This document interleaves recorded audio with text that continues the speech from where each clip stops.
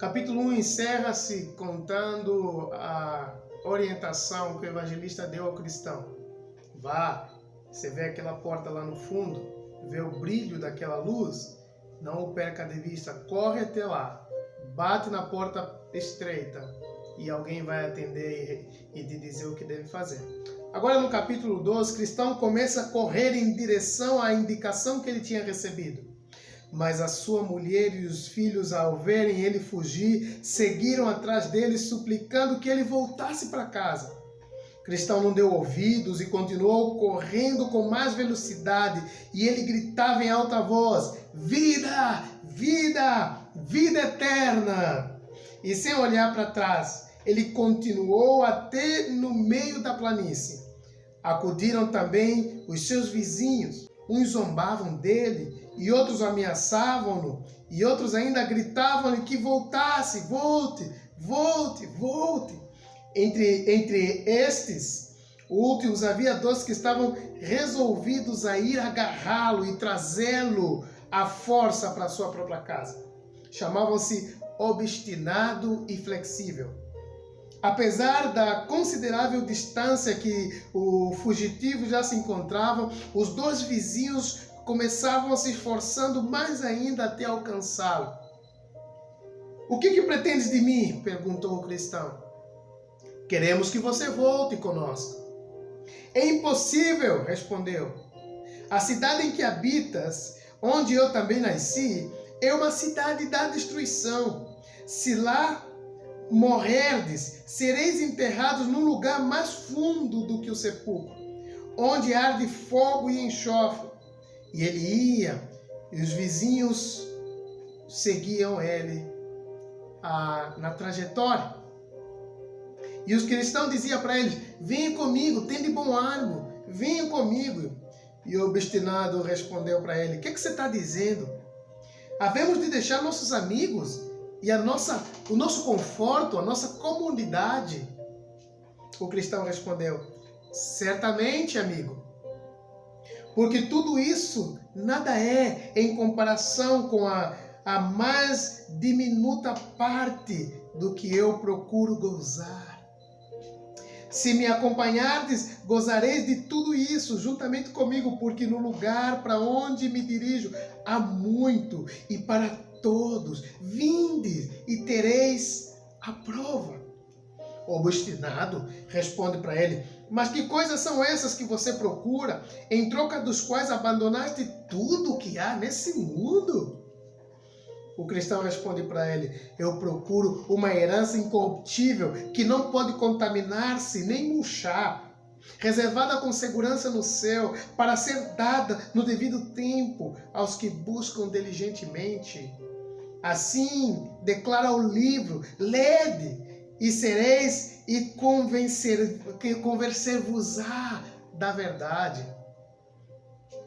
O obstinado diz: ora, deixa-te lá dessas questões do livro.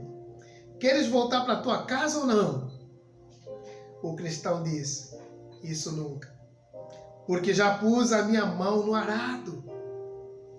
O obstinado então diz para ele: nesse caso, vizinho flexível, deixemos-lo partir, vamos nós para casa. Há muita gente a quem falta juízo, em cuja cabeça, encasquetando-se algo, é bastante para que se julgue mais atilado do que os 7 sábios da Grécia reunidos. O flexível diz para eles então: nada de injúrias. Se o que ele diz é verdade, não pode haver dúvida de que as coisas que busca alcançar são incomparavelmente superior às que nós possuímos. Diz-me o coração que ele está muitíssimo certo no afirmar, e eu me sinto inclinado a acompanhá-lo.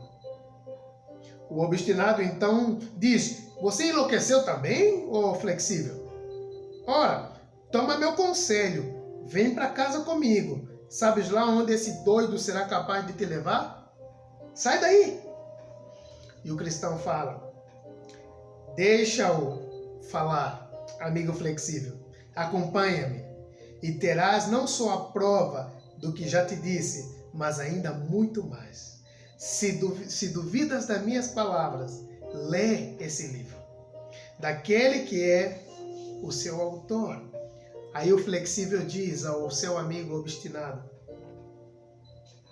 amigo obstinado, a minha resolução está tomada. Já tenho a minha decisão. Vou acompanhar esse homem e vou me unir a minha sorte à sua. Mas sabes tu, agora ele se dirige para o cristão, qual é o caminho que conduz ao lugar que buscamos? O cristão responde para ele: quem me indicou o caminho foi um bom homem chamado evangelista. Segundo o que ele me disse, havemos de encontrar uma porta estreita lá, mais adiante, e ainda nos dirá o caminho que devemos seguir. Aí o flexível falou: então vamos, marchemos. E ambos puseram-se a caminho.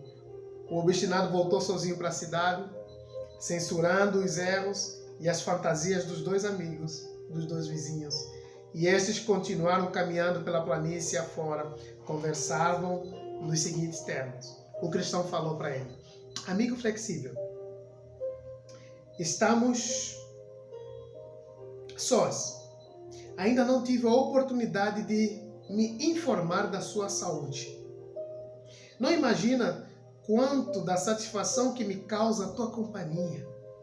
Se o pobre obstinado sentisse, como eu, o poder e os terrores do invisível e a grandeza das coisas que nos esperam, por certo não teria se apartado de nós. O flexível responde para o cristão: agora que só nós, explica-me o que são essas coisas que você está falando. Como havemos de gozar dessas coisas e para onde nos dirigiremos? O cristão diz: olha, tenho mais facilidade em compreendê-las com o entendimento do que expressá-las com palavras. Todavia, se tens grande desejo de saber o que penso a respeito delas, ler-te-ei o meu livro.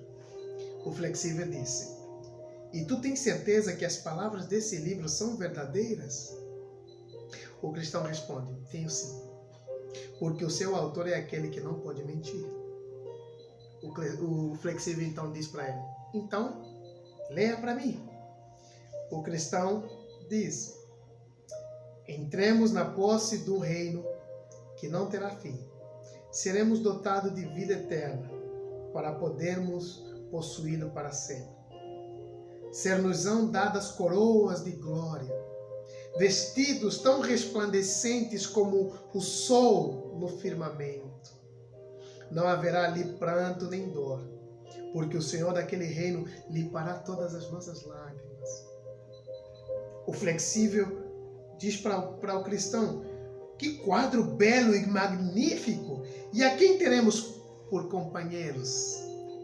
O cristão responde: estaremos com os querubins, com os serafins, criaturas cujo brilho nos deslumbrará.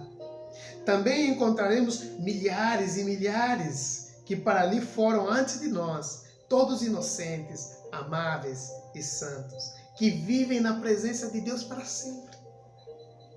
Veremos anciãos com suas coroas de ouro, as santas virgens entoando seus cânticos ao som de suas harpas de ouro, homens a quem o mundo esquartejou, outros que foram queimados em atos de fé, outros que foram devorados por feras, lançados nas profundezas dos mares, por amor do príncipe daquele reino, vivendo todos felizes, revestidos da imortalidade. O flexível diz para o cristão: a simples descrição arrebata-me de entusiasmo. Havemos de gozar desses bens? E o que nós faremos para partilhar deles? O cristão responde: o Senhor do reino declara nesse livro quais são os requisitos. Eles se reúnem nessas palavras: se verdadeiramente o desejarmos, Ele nos concederá de graça. O flexível diz: muito bem, meu amigo, o meu coração exulta de alegria continuemos o nosso caminho e apressemos o passo. O cristão diz: infelizmente não posso andar tão depressa como desejo, porque esse fardo que tenho nas costas é pesadíssimo. Conversavam ambos nesses termos, quando os vi chegar à beira de um lodoso pântano que havia no meio da planície, onde ambos caíram por não o terem visto, entretidos como iam na conversa. Era o pântano da desconfiança. Coitados, atolaram-se no lodo. O cristão atolava-se cada vez mais por causa do seu fardo pesado. Onde é que nós estamos metidos? Já reclamou o flexível. O cristão não respondeu nada. Então o flexível continuou: esta é a felicidade que você tem nos falado? Se é assim, comecemos a viagem. Não posso nem aglomerar-me o fim. Se esse é o começo da viagem, nem sei como que será o fim. Mas eu prometo, se eu sair daqui, eu me dispensarei de você. Irei meu caminho. Fazendo um pequeno esforço, conseguiu alcançar a margem do pântano que ficava para o lado de fora da sua casa. Logo que se viu fora do perigo, deitou a correr na direção da sua casa, e o cristão não mais tornou a vê-lo. Entretanto, debatia-se o cristão no meio daquele lodo, diligenciando-se por chegar à margem oposta, mas o pesado fardo que transportava, embaraçando-o sobremaneira, e ele teria irremediavelmente perecido se não tivesse chegado ali, muito a propósito, um certo sujeito, chamando-se Auxílio, que lhe perguntou: o que fazes nesse todo lamaçal? O cristão disse: Senhor, um homem chamado Evangelista ensinou-me essa estrada para eu chegar à porta estreita, dizendo que lá me livraria da ira vindoura. E quando vinha caminhando aqui, caí inesperadamente. O Auxílio falou para ele: bem, mas por que não seguiste pelas álpedras, aquelas pedras que ali estão colocadas para atravessar o pântano com mais facilidade? O cristão respondeu: foi tal o receio que de mim se apoderou, que sem reparar coisa alguma, segui pelo caminho mais curto e caí no lamaçal. O Auxílio disse: vamos, dá-me a tua mão. O cristão viu os seus abertos, apoderou-se da mão do Auxílio, saiu daquele terrível lugar, e uma vez em terreno firme, continuou seu caminho conforme o libertador lhe havia indicado. Acertei-me então do Auxílio e perguntei: ora, sendo esse caminho direito entre a cidade da destruição e essa porta, por que não mandam arranjar esse lugar com mais decência para o conforto dos pobres caminhantes? É impossível, respondeu-lhe o Auxílio. Este é o lamaçal para onde afluem todas as fezes e imundícies dos quais se dirigem para a convicção do pecado. Por isso chama-se pântano da desconfiança. Quando o pecador desperta no conhecimento das suas culpas e do seu estado de perdição, surgem em sua alma dúvidas, temores, apreensões desconsoladoras que se ajuntam e se condensam num só lugar. E essa é a razão por que ele é tão esquecido, é tão impossível ser melhorado. Por certo que não foi a vontade dele que ele ficou tão do mau estado. Muitos operários têm, por ordem de Sua Majestade e sob a direção dos seus superintendentes, durante muitos séculos, envidado todos os esforços para melhorar. É incansável o número de carros e milhares de saudáveis lições que aqui têm sido enviados por todas as partes e o domínio da Sua Majestade, mas apesar da opinião dos entendidos, que asseveram ser estes o melhor material para a obra, almejando saneamento moral, ainda não foi possível realizá-lo, nem o será para o futuro. O pântano existe e continuará a existir. Fez-se Quanto se podia fazer?